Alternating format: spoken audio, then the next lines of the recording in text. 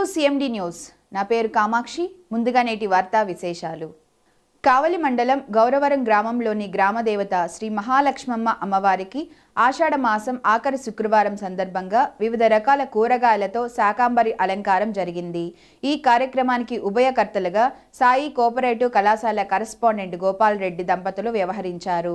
రాత్రి అమ్మవారికి కుంకుమ పూజ, పల్లకీ ఉత్సవం జరిగింది. మహాలక్ష్మమ్మ అమ్మవారి ఉత్సవమూర్తిని పల్లకిలో ఉంచి ఆలయం చుట్టూ ప్రదక్షిణ కావించారు. ఈ కార్యక్రమంలో భక్తులు అధిక సంఖ్యలో పాల్గొని శాకాంబరి అలంకారంలో ఉన్న అమ్మవారిని దర్శించి కొబ్బరికాయలు, అరటిపళ్ళు అమ్మవారికి నైవేద్యంగా సమర్పించారు. భక్తుల గోవింద నామ స్మరణలతో పల్లకీ ఉత్సవం జరిగింది. అనంతరం ఆలయ ప్రధాన అర్చకులు వేదగిరి సూర్యనారాయణాచార్యులు ఆలయానికి వచ్చిన భక్తులకు తీర్థ ప్రసాదాలు అందజేశారు.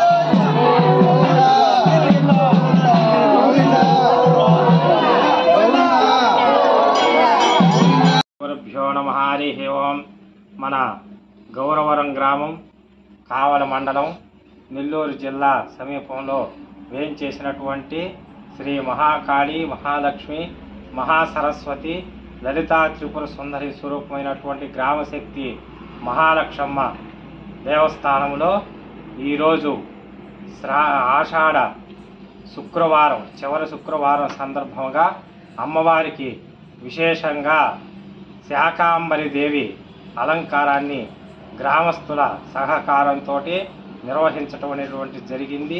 విశేషంగా అమ్మవారికి కుంకుమ పూజా కార్యక్రమం, పల్లకీ సేవ, విశేష కార్యక్రమాలన్నీ కూడా జరిగాయి. ఈ శాకాంబరి దేవి అనేటువంటిది విశేషమైనటువంటిది ఏమిటయ్యారంటే ప్రాసెస్ ఆ కాలంలో రాక్షసుడిని సంహరించే దానికోసంగా అమ్మవారు కాళికా స్వరూపం ఎత్తి నాలికంతా కూడా ఈ యొక్క భూలోకంలో అంతా చెట్లు చేమలు ఏవి కూడా లేకుండా చేసి ఆ నాలికని బలిచి ఆ రాక్షసుడిని సంహరించడం అనేటువంటిది జరిగింది.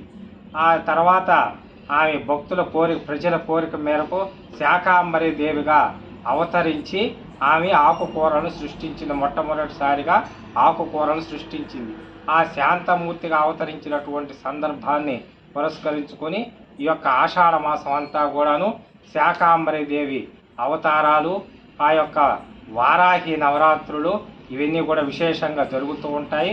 కాబట్టి మన గౌరవరం గ్రామంలో వేయించేసినటువంటి శ్రీ మహాలక్ష్మి అమ్మవారికి చివరి ఆషాఢ శుక్రవారం సందర్భంగా అమ్మవారికి శాకాంబరి దేవి అలంకారం విశేషంగా జరిగింది.